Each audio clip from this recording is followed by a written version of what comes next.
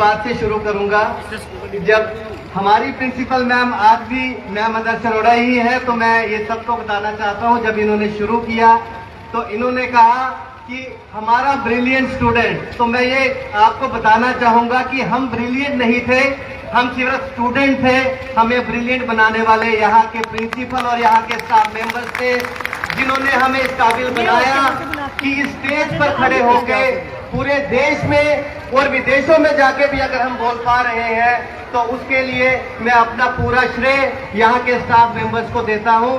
क्योंकि मुझे भी याद है एक समय वो था जब स्टेज पर खड़ा होने के लिए भी हमें डर लगता था, लेकिन हमें इस काबिल बनाया गया यहाँ के टीचर्स के द्वारा कि आज विदेशों में जाए या किसी देश के किसी भी कोने में जाए तो हम फख्र के साथ कह सकते हैं कि हमें पढ़ाने वाले जो स्टूडेंट्स के टीचर यहाँ पे हुआ करते थे, उन्होंने हमें पढ़ा कर भेजा है और हम अपना फख्र से अपना सिर जो है वो ऊंचा रखते हैं। दूसरी बात मैं ये कहना चाहूंगा कि पूरे हिंदुस्तान में घूमने के बाद भी मुझे ये लगता है कि सबसे बड़ी स्टेज जो है आज भी मेरे लिए वीर सावरकर की यही वो स्टेज है, क्योंकि इस स्टेज पे ही हमने बोलना सीखा।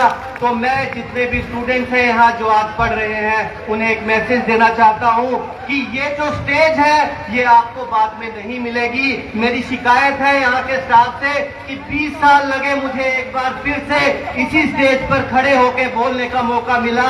20 साल बहुत लंबा अरसा होता है। 20 साल ये मेरी खुशकिस्मती थी कि 20 साल के बाद भी मुझे मौका मिला।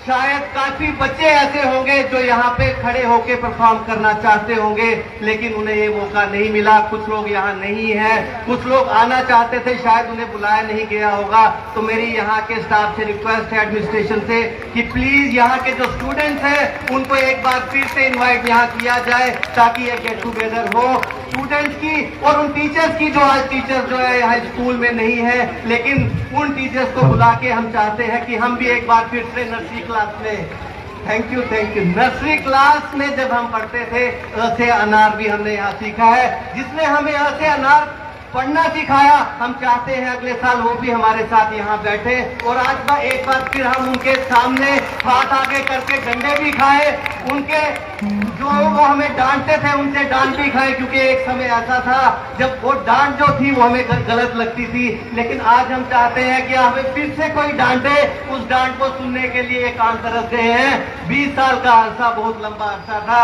मैम जब यहाँ स्पीच दे रहे थे, मैं 4 या 5 बार जो है वहाँ बैठ के मैं रो भी लिया। मैंने रुमाल पहली बार अपनी जेब से निकाला सिर्फ इसलिए कि इमोशनल बॉन्ड था कि मैं आज कहीं पे भी जाता हूँ, मेरी आप फेसबुक प्रोफाइल को देखिए, जब वहाँ पूछा जाता है आप कहाँ पढ़े, आई कैन प्राउडली से मैं Veer Savarkar higher secondary school में पढ़ा हूँ और जब तक मैं जिंदा हूँ तब तक वीर सावरकर ही मेरा वो स्कूल रहेगा जिसने मेरे को तालीम दी है और जिसने मुझे बोलने के काबिल बनाया है। इसके बाद मैं दूसरी बात पे आऊंगा।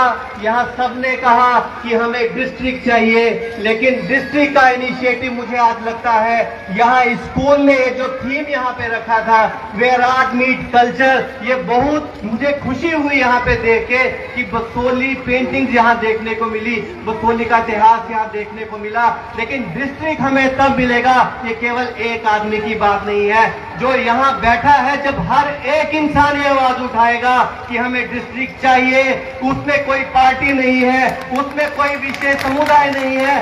बसोली को बसोली की तरह समझना होगा। बसोली विश्वस्थली बनाना यहाँ के स्टूडेंट्स का काम है, यहाँ के स्टाफ का काम है। पूरी बसोली को मिलकर उसके लिए आवाज उठानी है। तो ये मेरा आग्रह है आप सबसे कि इस आवाज को बुलंद करने में हम सब लोग एक बार एक साथ आवाज उठाएंगे, तभी ये बसोली जो है डिस्ट्रिक्ट बनेगा। बातें बहुत है करने के लिए, पर मुझे लगता है समय काफी हो गया है। एक बार फिर से आप सबका शुक्रिया। एक बार फिर से मैं रिक्वेस्ट करूंगा अगली बार जब हम यहाँ आए तो हमारे वो टीचर्स भी हमारे साथ यहाँ बैठे हो जिनसे हमें डांट खाने को मिले। Thank you so much.